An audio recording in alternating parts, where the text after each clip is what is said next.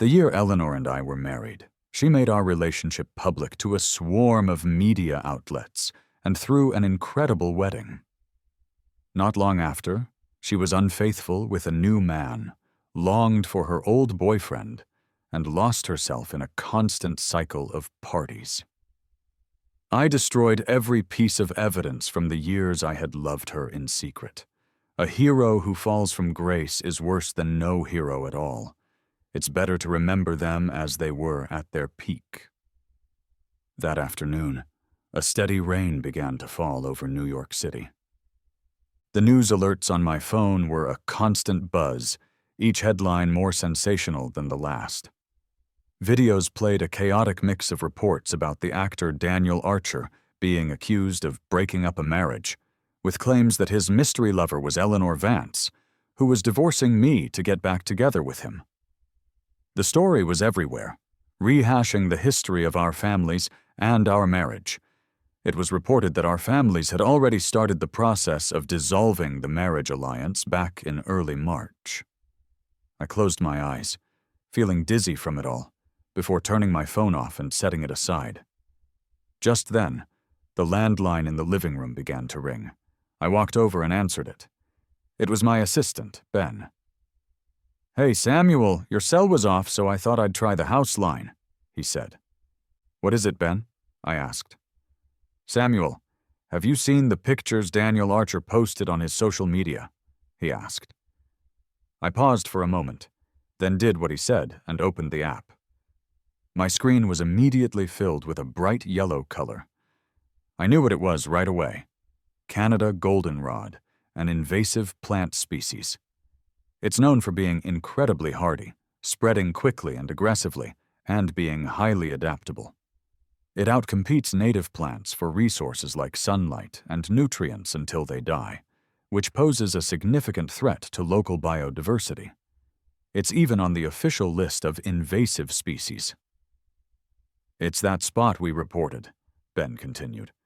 "The environmental department was already scheduled to clear it out, but because of the post Daniel Archer made, more and more of his fans are going there, and it's making our work much more difficult. On top of that, there was an argument there today. Some of his more devoted fans think it's their idol's special place and are refusing to let anyone remove the plants." I looked closer at the post Daniel had made, which included a few lines of text and 9 photos. "Throwback to last November," it read. "She used to say my smile was bright, so I'm posting this for her to see. We found tons of these yellow flowers while scouting locations for a film last year. I took a bunch home and even scattered some of their seeds around. Maybe when we come back next year there will be even more. The spot is at XX. I recommend it to all my fans. Feel free to check it out. Oh, and make sure you go after October. They're not blooming yet. P.S.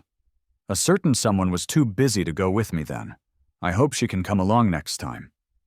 Below the post, a fan had asked him if he was in a relationship, to which he replied with a vague emoji. Someone else commented, asking why he was posting pictures from last November and March. He replied, "I wanted a certain someone to see them." I didn't say anything to Ben, just gave him a few instructions and hung up the phone. That evening, Eleanor's cousin, Mark, also called me. The moment I picked up, he started venting. "Samuel, I'm so angry right now. What is all this garbage? I swear that guy Daniel Archer, does he have any sense at all? With this one post, he's made our department's job so much harder. Doesn't he watch the news? A city upstate just did a massive clearing of this exact plant." I sighed. The main issue is that a single plant can produce over 20,000 seeds. Each one of those can grow into a small patch by next year, and he went and scattered more seeds on the ground. "Oh my God," Mark said. "I'm in my study at home, going crazy writing reports. I have to go back for a meeting later. I can't even imagine how busy we're going to be. How could my cousin fall for a guy like this? He just has that smug social climber look all over his face. I'm speechless." "Samuel, look at the watch Daniel is wearing. Isn't that the vintage one my cousin bought at an auction?" I didn't respond to his comment about the watch. Instead, I changed the subject. Mark, is Leo behaving at the family estate? I just finished up here and I'm heading over now. The giant cake should be arriving soon. The person in charge just messaged me. Okay, I'll let the butler know to look out for it, he replied. The party starts at 8, right? If I head over now, I can still help set things up. Samuel, he interrupted me, his voice suddenly hesitant. It's Leo's birthday. Is my cousin still not coming home? I paused for a moment, then let out a small, tired laugh. That's right. She hasn't been a part of Leo's life for the past 2 years. She never wants to celebrate his birthday, so why would today be any different? She's probably at some club right now with Clara and that whole group. Unbelievable. I'm actually speechless. What a mess. They're all a mess. What kind of friends does she even have? One day this one's marriage is falling apart, the next day that one is getting a divorce, and the whole group just lives at the club. I felt a strange emptiness in my chest that I couldn't quite name. Mark, there's something I need to tell you. I'm divorcing your cousin soon. Samuel. He started, but I cut him off. Don't try to talk me out of it, Mark. It's no use. You know the person she loves is her first boyfriend, Daniel Archer. Our marriage was just a business arrangement. Now that Daniel is back, she's not going to let him go, and I don't want to keep dragging this out with her. I'm just really tired. I'll be single again, and she can marry someone else. There's nothing wrong with that. She'll probably be happy to see it happen. But what about Leo? Mark asked. Leo's only 4. A wave of bitterness washed over me. The only reason I haven't said anything yet is because Leo's birthday is coming up. I want him to have a happy 4th birthday. Our families are deeply connected through a lot of business partnerships. A lot of things can't be neatly separated. If his great-grandparents are willing, Leo can visit the estate often. I'll do my best to keep his environment from changing too much. As for Eleanor, maybe after we divorce, her mood will improve, and she'll be willing to spare a little of her scarce maternal love. After hanging up, I noticed I had a few new messages on my phone. A couple were from Daniel Archer, Eleanor's first love, and the one she never got over. The other was from Jessica, a substitute Eleanor had found who looked about 50% like Daniel. I won the Newcomers Award. You must have heard, right? It's all over the news. I don't believe you haven't seen it. Now I'm worthy of standing by Eleanor's side.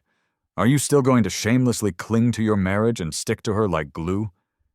As if to emphasize his point, Daniel sent 2 more messages. You know what's more powerful than the one that got away? The one that got away who comes back? You two just have an arranged marriage. You only got to marry Eleanor because of your parents' influence and your family's money. You will never compare to the place I hold in her heart. I found it a bit ridiculous. The year Eleanor and I got married, her grandmother had a talk with me. She told me not to worry about Daniel Archer, that Eleanor was just infatuated and didn't really love him. The reason she was against them being together was never about their difference in social status, but because they were simply not a good match. She said Daniel was arrogant, shallow, and had ulterior motives. Eleanor, on the other hand, was destined to inherit the entire Vance empire and had a heavy burden on her shoulders. Reality would eventually extinguish any spark between them. So if they got together, nothing good would come of it. It would only be a mistake. I always thought the old woman was right, but sometimes I wonder if it would have been better to go back to that year and just let them be together.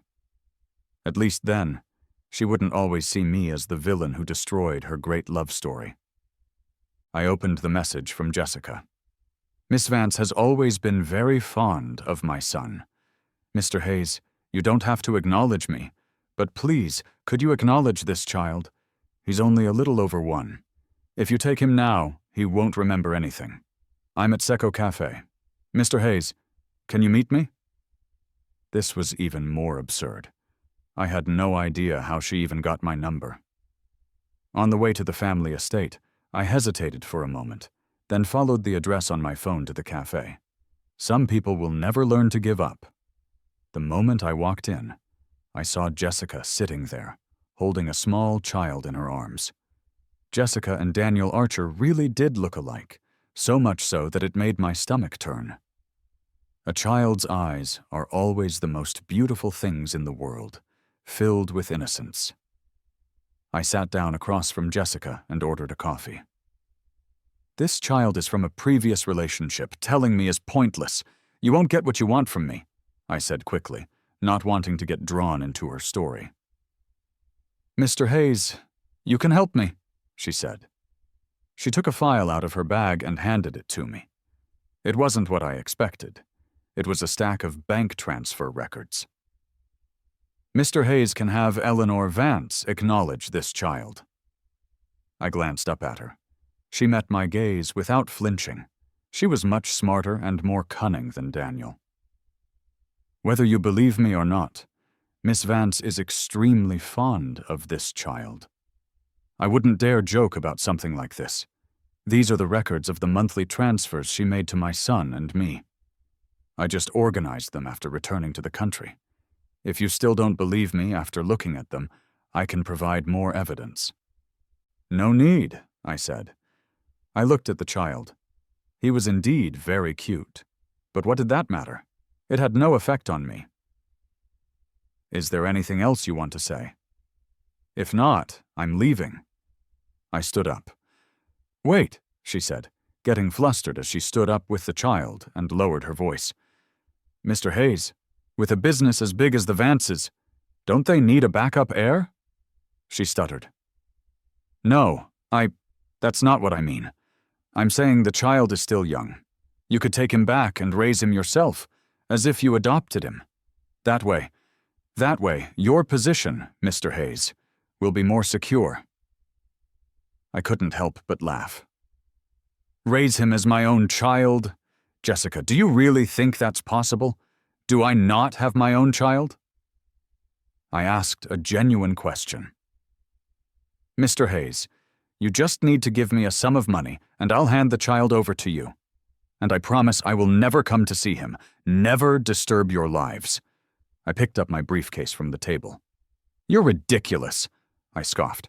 "Why should I give you a sum of money? Aren't you getting ahead of yourself? Why would I take this child and raise him for you? So I can raise a viper in my own house, someone who will one day covet the Vance fortune and try to take what belongs to my son. Don't be absurd, Jessica.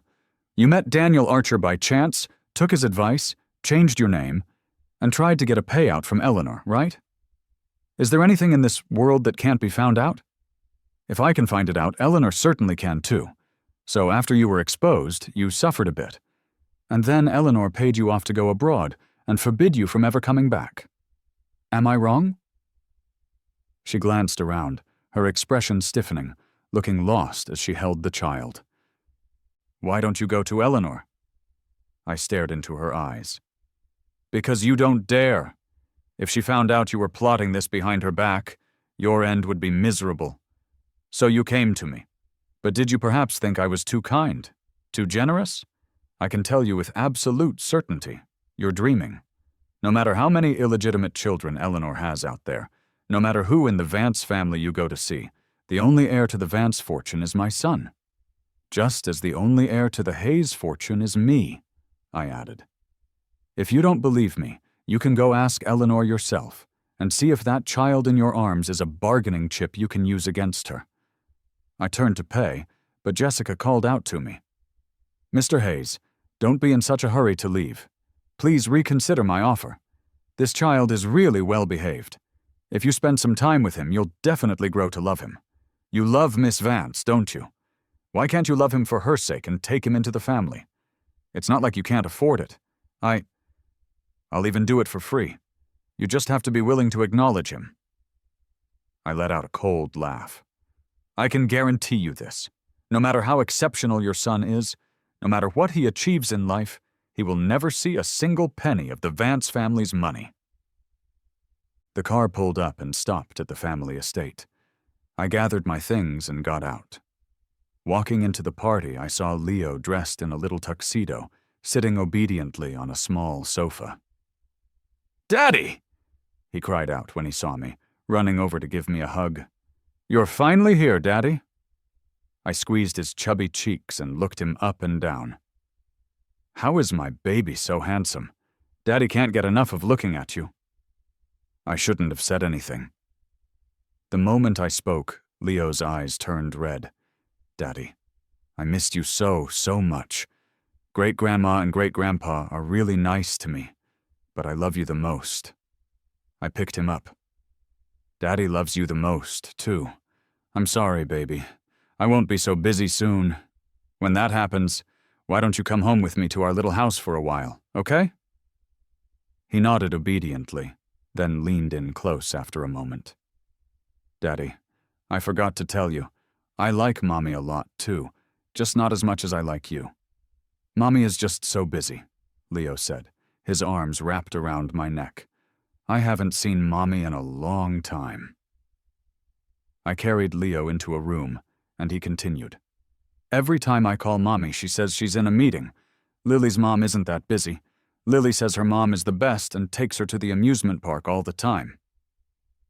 Daddy, is Mommy really, really busy? He finally asked the question I had been desperately trying to avoid. Every time it's my birthday, great-grandpa, great-grandma, grandpa, grandma, my aunts, and a lot of other uncles and aunts from other families all get me lots of presents. Mommy gets me lots of presents, too. She buys me so many toy models, but she's never here for my birthday. Daddy, is Mommy really, really busy? I stroked his head, feeling an immense sense of guilt. Children are far more perceptive than adults realize.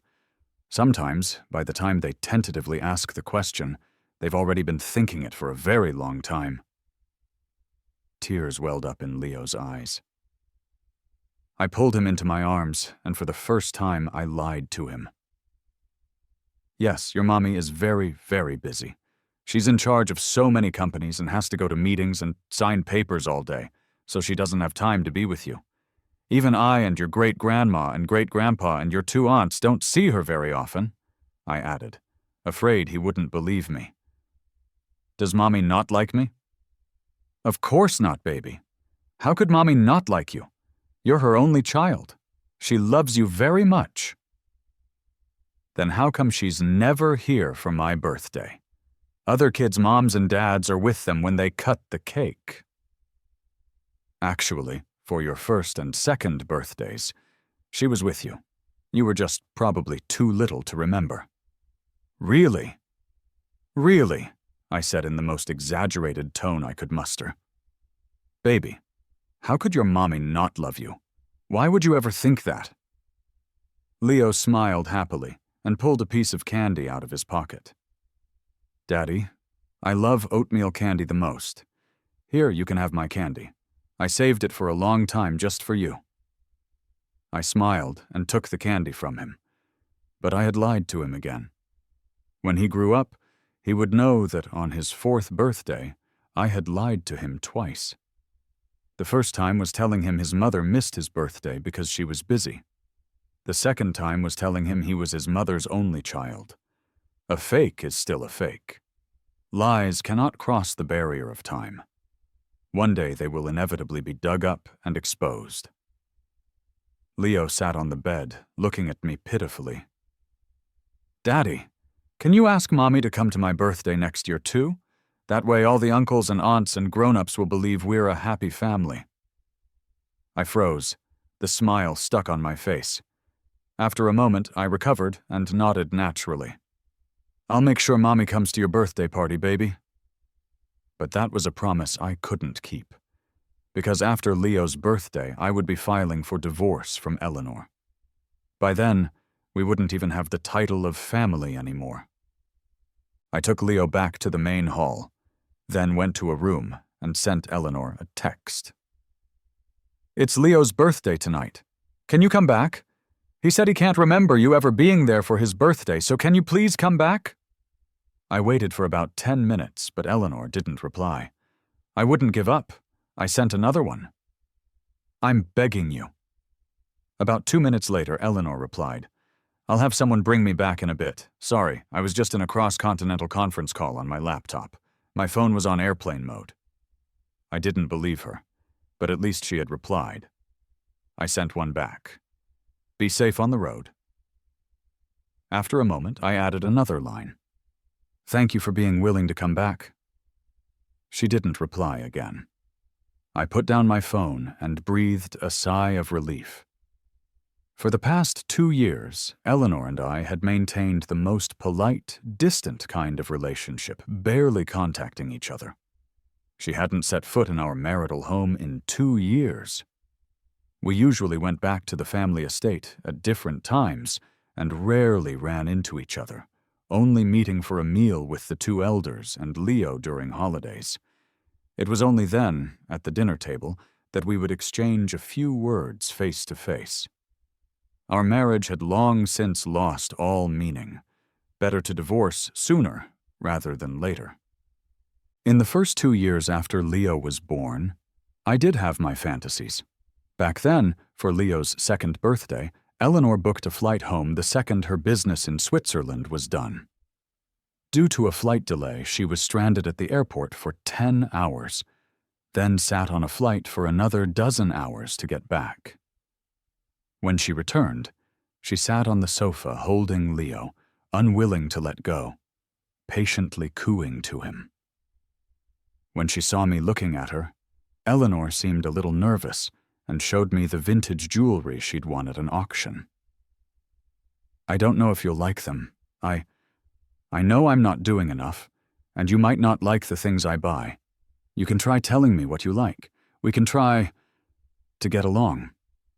Try to get along. Back then, I naively thought that after 3 years, I had finally melted the block of ice that was Eleanor. I thought everything was finally heading in the right direction, but things never go as planned. In the 3rd year after Daniel Archer left, the year everything was getting back on track, Eleanor met someone who looked about 50% like him. She became tormented, conflicted. I watched her, step by step, consciously fall back into the trap. From that moment on, my hope started to die, bit by bit. She said she would forget him, that she wanted to build a good life with me and raise Leo together. It was all lies. She could never forget. She couldn't even lie to herself. I should have given up then, but it was like I had lost all reason, trapped in the bewildering question of, why did I lose to him? No matter what, I just couldn't accept it. That kind of thinking was nothing but self-torture. And so, 6 months after Leo's 2nd birthday, I asked for a divorce. It was an ordinary afternoon. For the first time in half a year, Eleanor and I were sitting together, eating a meal in peace. "Let's get a divorce," I said, looking at her completely out of the blue, giving her no warning at all. Her hand, holding a knife and fork, froze in surprise. Her face was full of confusion, but she just looked up at me and said nothing. "You should know why," I said, reciting the lines I had practiced countless times in private. "I hope we can part on good terms, a peaceful divorce." "I don't understand," she said. "I don't understand why we should divorce when everything is fine. Haven't we always been like this?" Yes. She said she didn't understand. How could she understand? She didn't know how I had secretly loved her for years, seeing her as my own unattainable person. She didn't know the turmoil I felt marrying her, telling myself this wouldn't be an easy path, yet unable to stop myself from diving into the mess. How could she possibly understand any of this? The year I started middle school, the news of Eleanor's parents' marital problems was everywhere, the talk of all of New York City. Her mother, they said, had fallen in love with another man, a massive company, a huge fortune. She was willing to give it all up just to be with him, but the family elders absolutely forbade it. Later, Eleanor's father agreed to a divorce. But then Eleanor's mother suddenly changed her mind and tried to leave the blameless man with nothing. They remained at a stalemate. 2 days later, Eleanor's father died suddenly in a car crash. That simplified things considerably. Her mother immediately announced she was remarrying. And so, that slick, powdered man walked through the door holding a newborn baby. Eleanor had been sent to school in New Zealand at a very young age and rarely came back. During the time of her parents' marital implosion, she was forced to stay in New Zealand due to a passport issue and couldn't return. It wasn't until many things were already set in stone that she finally came back and stayed in New York for school. Eleanor's classroom was next to mine. She was always quiet and melancholic, but she was a brilliant student. Always dressed in a pure white dress, her face captivated everyone's attention. She was always so perfect. Modeling competitions, physics competitions. She traveled abroad for all sorts of contests, confident and unrestrained. Back then, she would never show that expression that could wound without a trace, would never hurt anyone. My parents had decided from the start to only have me, and since my aunt and uncle had no children, I became the focus of both families' hopes. At an age where I wanted to be the best at everything, at an age where I had put countless invisible shackles on myself and was most afraid of failure, I met Eleanor. She always won so easily. On the school's honor roll, our names were always one after the other. She was first, I was second. I wasn't without frustration back then. When she sensed my mood, she would rack her brain to find a good way to start a conversation, telling me not to take it all to heart. I'll never forget what she said. "Samuel, you're really brilliant, truly. You're the most brilliant person I've ever met. Actually, I'm only good at physics and math Olympiad. In everything else, I'm far behind you. You excel in every subject. You're much better than me. These last few times, I just got lucky. You'll definitely surpass me in the future." There could be no higher praise. The next time I got straight A's and ranked first on an exam, Eleanor, who had gotten a 28 in biology, held my perfect score biology paper and stared at it in disbelief. "Are you going to be a scientist?" "No," I told her solemnly. "I'm going to be an aerospace engineer or an astrophysicist. I'm going to work in space exploration." During a study trip to Antarctica, Eleanor stood in the snow and ice, listening to a lecture about global warming. She said, "Samuel, I really admire you. You will definitely achieve your dream. When you do, we will all be so proud of you." The young Eleanor did every good deed she could at her age, politely and tactfully turning down boys who confessed their love for her, leading the cheers on the athletic field for a female classmate who was often teased for her weight, fighting against gender discrimination, volunteering at a senior center in her spare time.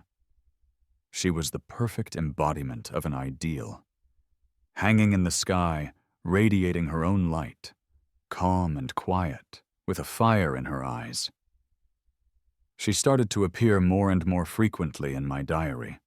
Every word, every line, dense with unspoken feelings, until the last year of high school, when Daniel Archer transferred in.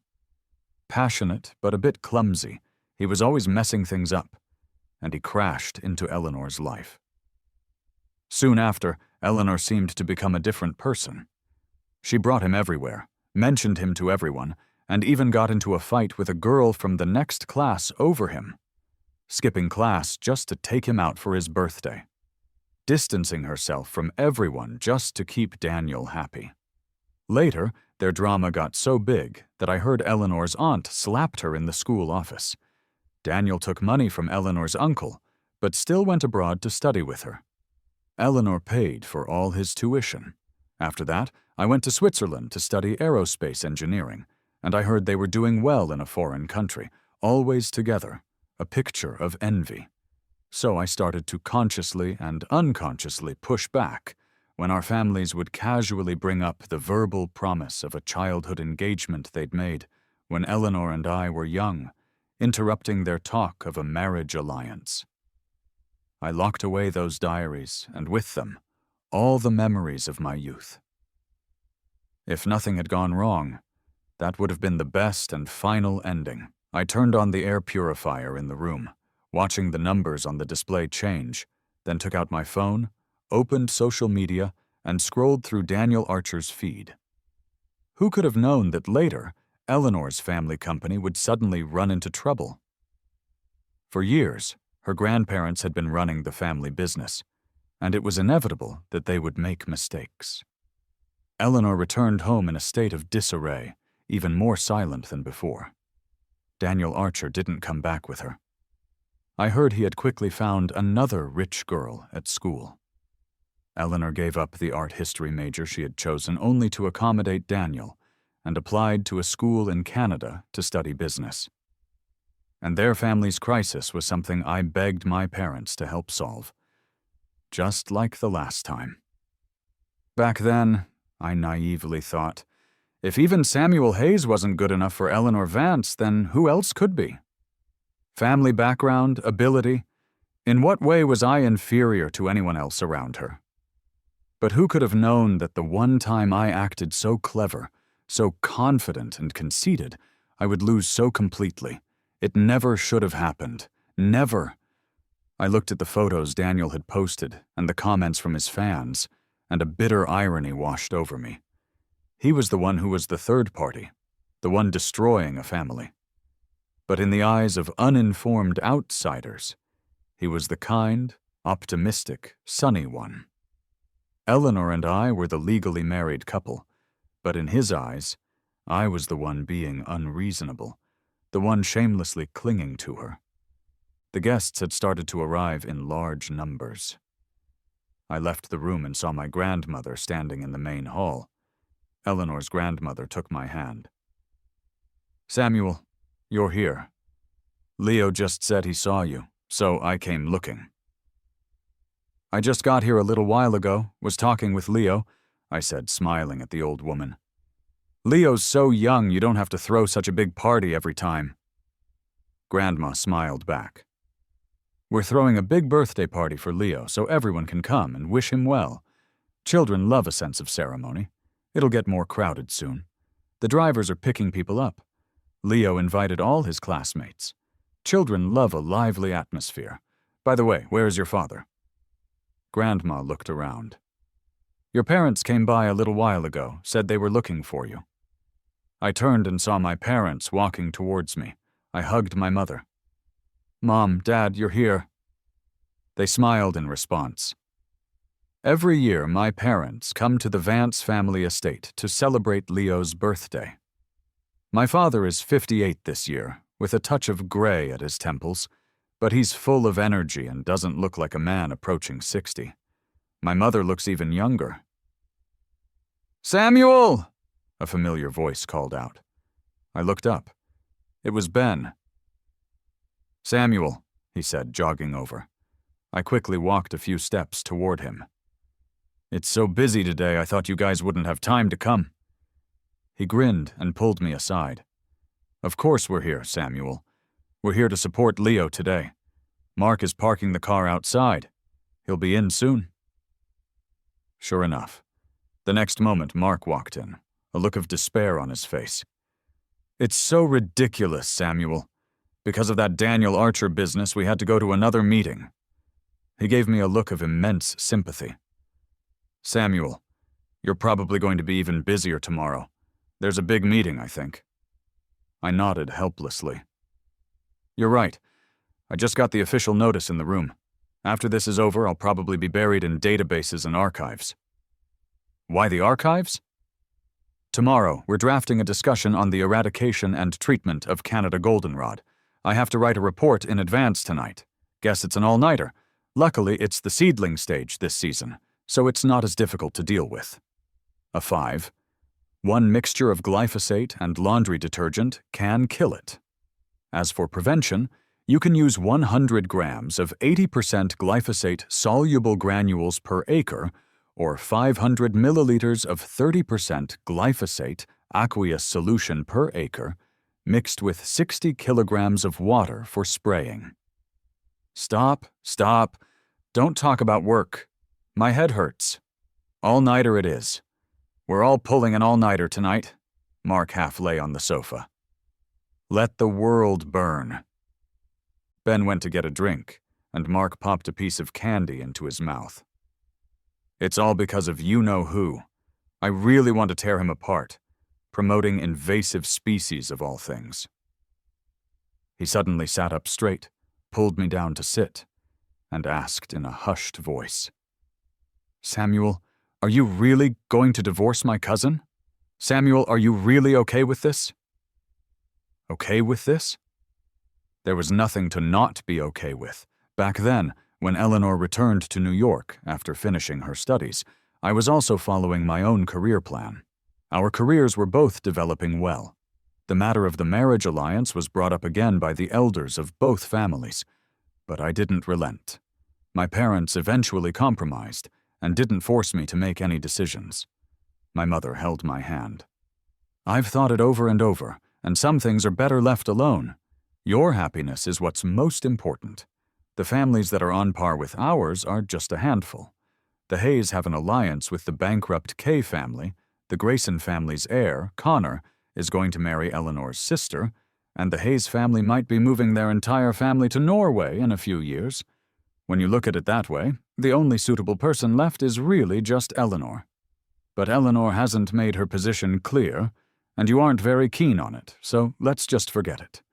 Actually, old Mr. Vance's wishes are very strong, but he also knows what his granddaughter is like." The matter was supposed to have ended there, but then Eleanor suddenly asked to see me. Sitting with her again felt like many years had passed. She sat there dressed all in black. You couldn't find anyone of her generation in all of New York with more cunning than her. Decisive and forceful, she had her grandfather's style from his younger days. That's how people in the circle described her. The small talk was, of course, unavoidable. "Congratulations on achieving your dream." "Thanks. You've also managed your family's business very successfully." As I was speaking, she smiled, then fell silent for a moment, her expression turning serious. She said, "Samuel, why don't we give it a try? It's a win-win situation. A union of titans fulfilling the wishes of our elders, and it helps our family businesses. Perhaps Vance Enterprises' momentum isn't as strong as Hayes right now, but that's because it's been stagnant for too long. Now that I'm formally in charge." "Why?" I asked at the time, full of confusion. Eleanor looked at me. "Instead of you having a strategic marriage with some woman of unknown background, we might as well give it a try." She sighed. "To be honest, I'm not a good person. A lot of my business tactics are not exactly above board. And so things just messily developed from there." Eleanor returned quickly. Leo's face was full of surprise and joy. He excitedly took my hand and Eleanor's, introducing us to all his classmates. I looked at the usually silent Eleanor, then smiled and carried Leo to the enormous cake. I stood to the side. "Baby, just make a symbolic cut later. There will be people to serve the cake for everyone." He leaned in and kissed my cheek, smiling happily. "I love you so much, Daddy." The adults around us all laughed. I avoided Eleanor's gaze, refusing to look at her. Finally, everything was over. The guests departed, and the crowd dispersed. With the noise gone, the already quiet estate felt even more desolate. Leo was dozing off in Eleanor's arms. She carried him to the children's room. I glanced at a message I had just received on my phone. It was from Daniel Archer. "Today is your son's birthday, right? Do you know what Eleanor was doing before she rushed over? She was at the club drinking with her trashy friends. Everyone brought a date." I didn't reply. There was no point. I had never taken him seriously. After Eleanor went into the room, I closed the door behind her. "Eleanor, let's get a divorce." Eleanor said nothing. "Thinking about Daniel? But what is he thinking about? Your money?" I suddenly felt the urge to hurt her, to make it mutual. It was laughable. Eleanor used to hate Daniel, hate him for abandoning and betraying her, but lately she had been staring at his photos in a daze. Maybe, just as Daniel himself said, Eleanor could never forget him. But Eleanor had probably forgotten that she was the one who said, "Samuel, let's give it a try." She started it, so let me be the one to end it. "Eleanor, I don't want to drag this out with you anymore." I'm not divorcing you, Eleanor said, her voice firm and resolute. Leo needs a complete family. Don't use our child to blackmail me. Eleanor looked up at me. That's not what I mean. Ever since she took over the family business, her demeanor had become very tough. I remember the first time I brought up divorce, she also refused, shutting me down with, "Samuel, I hear your aunt might be up for another promotion in a couple of years. There are a lot of people watching her. You wouldn't want her to be distracted by some minor issue, would you? She practically raised you. As her family, your actions can affect her." Now, everything was settled. I had nothing left to worry about. I took off the watch on my wrist. It was an heirloom given to me by Eleanor's grandmother the year we were married. Let's end it all, Eleanor. I once thought I could win over a person who didn't love me, who had someone else in her heart, with nothing but sheer devotion. I was so foolish. You're so cruel, Samuel Hayes. Seeing Eleanor sitting there looking like her soul had left her body, I actually felt a sense of satisfaction. I remembered one of our arguments over the past 2 years, when she spoke in the most vile, disdainful tone. So, what if I like spending time at the club? So, what if I don't like coming home? Is there anything at home worth my time? Samuel Hayes, this is a strategic marriage. You know damn well I didn't marry you because I love you, so what right do you have to control me? Don't you think you've failed to understand your place? So what if I can't forget Daniel Archer? You know what? I'll be honest with you. No matter how many new flings I have, the moment he comes back, everyone else gets pushed aside. When she said those words, back then, did she ever think they would hurt me? She wasn't blind to the nights I sat alone in the dark. So what right does she have now to call me cruel? She doesn't deserve to. Samuel, you have a happy family. You've had a smooth life. So maybe you don't know the impact a broken home has on a child. Leo is still so young. Even now, she was still trying to persuade me. I laughed until my eyes were red. Eleanor, I never thought I'd hear you say something like that. I've had a smooth life and a happy family, so I deserve to have my life wasted on you. A broken home? Wasn't it you who caused all of this? I said these words in the calmest tone possible. Just forget it, Eleanor. For Leo's sake? Are you really such a good mother? Last year I was stuck abroad for work, and my grandparents had to leave New York for a few days. I was worried about leaving only the nanny at home, so I called you and asked you to go to the estate to be with Leo. You were so agreeable then, weren't you, Eleanor? But the moment my grandparents left town, you disappeared. Leo sat on the sofa crying until he was delirious, and by evening he had a high fever. How dare you bring up our son, Eleanor? Are you fit to be his mother? When Leo was in the hospital, practically dying, when I was holding him and crying, where were you? Where did my grandfather's people find you later? A high-end club. You got a call from Daniel late at night, were heartbroken all night and drank yourself into a stupor at the club. Eleanor, think about what you've done. Do you think there's anything left between us? Do you have the nerve to mention Leo? Don't. You're not worthy, Eleanor, I said, giving her a bitter smile. Are you? For the past 2 years, I've asked for a divorce countless times. I don't know why you keep refusing. We're at the very end. Is it really necessary to tear each other apart like this? The next time I saw Eleanor was the day we officially finalized the divorce. She looked completely haggard.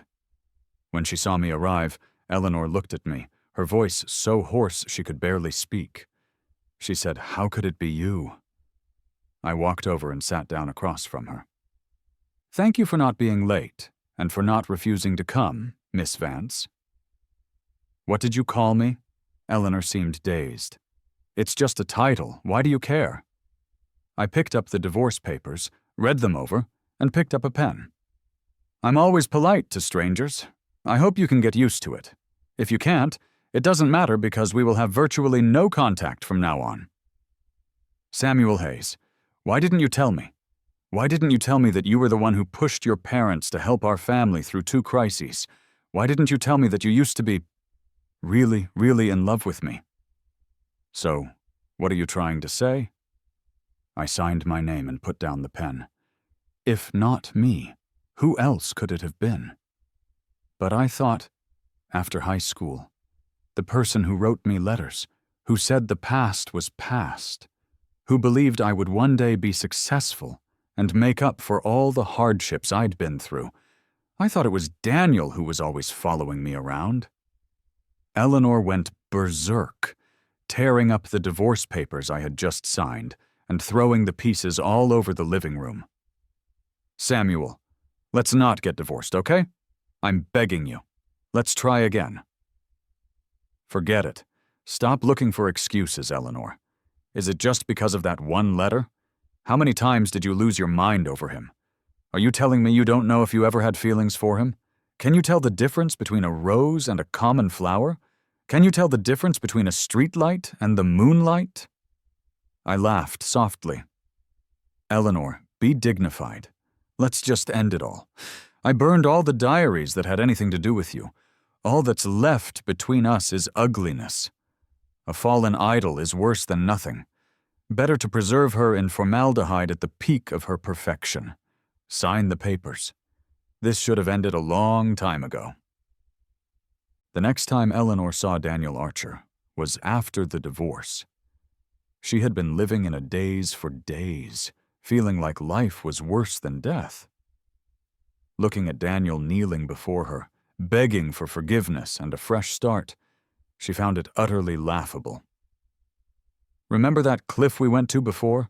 Jump, and I'll forgive you." She watched Daniel's face turn ghostly white and sneered. "I'm not kidding. A death with no body left to find. That's the easiest way. Otherwise, I have 1,000,000 ways to torture you. You don't want to? Is that it? I'll have someone take you there." After someone had taken Daniel away, Eleanor made another call. "I sent you the photo. Jessica and a child. I want them to disappear without a trace." The person on the other end started to stammer. "Miss Vance, that child, She grew impatient. "I only have one child, Leo. Do you have any other questions?" The person on the other end stammered out an agreement. Eleanor placed her phone face down on the desk. She didn't like to drag things out or leave loose ends. She only needed one heir, and that person could only be her son. She would pave the way for his future.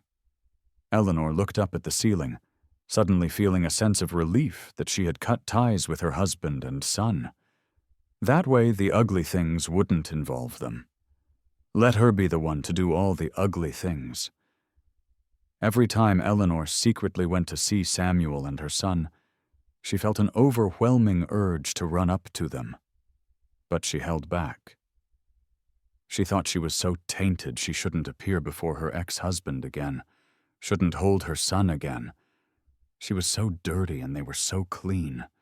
There was always a mountain of documents to sign in her office. Every minute the company's accounts swelled with more money. The Graysons, the Vances, and the Hayes, the 3 great families of New York City. Sometimes a surname meant everything. Eleanor would never forget that day. Before her wedding, her so-called best friends threw her a bachelorette party. During the party, someone teased her. "Well, Eleanor, you're full of surprises. I can't believe Samuel Hayes was willing to marry you. This is really... In our circle, Mr. Hayes is at the top of the pyramid, the sole heir of a top-tier dynasty." "Yeah, Eleanor, I bet he's just in it for your looks."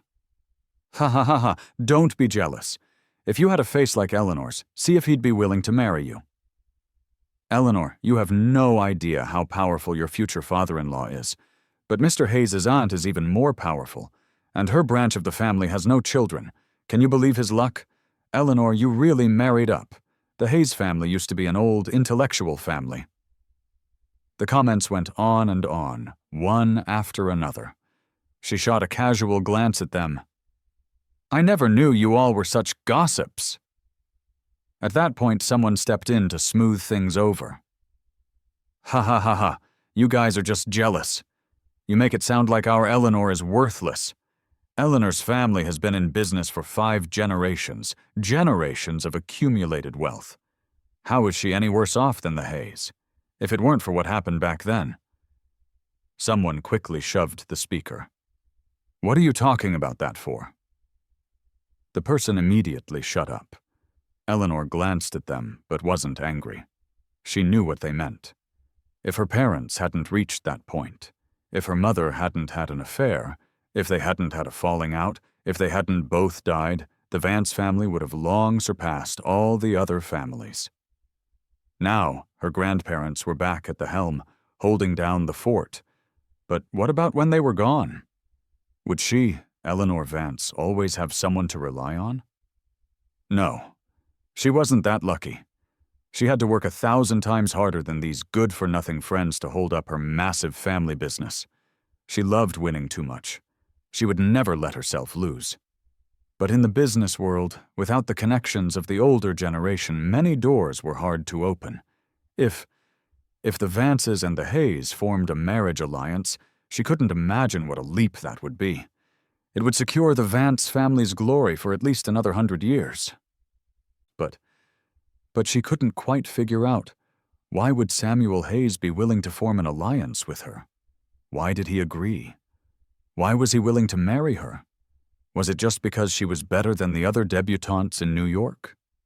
Was it just because their families were old friends and her grandfather and Samuel's grandfather were close?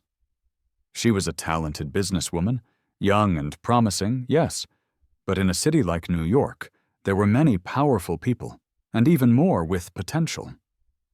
Why did he choose her of all people? She took a sip of red wine, an undeniable fondness for Samuel Hayes blooming in her heart. Later, she was married and had a son.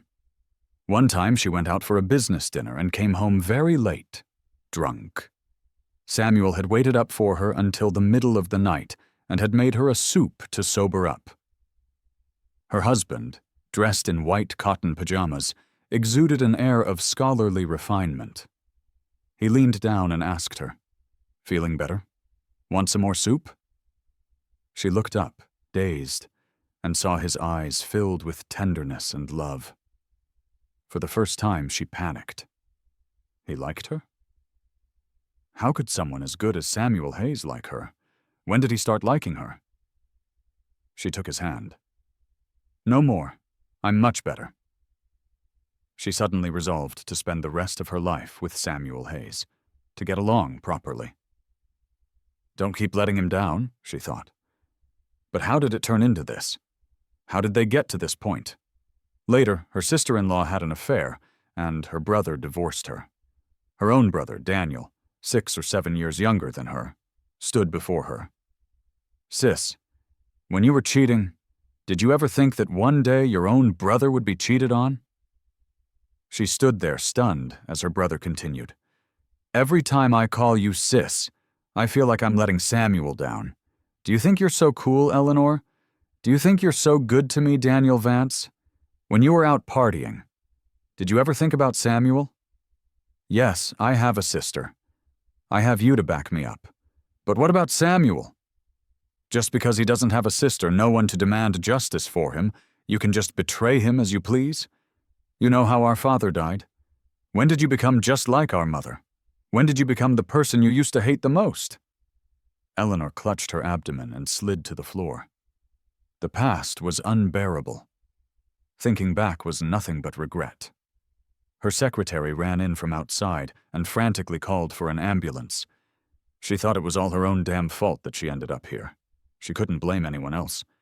She lay wretchedly on the floor, hearing the sound of the ambulance getting closer and closer, when suddenly, everything went black. Her abdomen had never hurt like this before. When Samuel Hayes received the news of Eleanor's death, he was stunned for a moment. Late-stage ovarian cancer. She had voluntarily given up treatment. Her will was simple. What shocked him was that Eleanor had left her entire personal fortune to him, along with a letter. Samuel hesitated for a long time before opening it. It was just one short sentence. I'm the one who wronged you. Don't think the money is dirty. It's cleaner than I am." He didn't cry. He went on with his life as usual. He had already completely let go of this relationship the moment she had chosen to let go. It was just that, as he stood at the window, watching the heavy rain outside, it reminded him of a line from an old novel. And all that remained was a vast, clean white emptiness,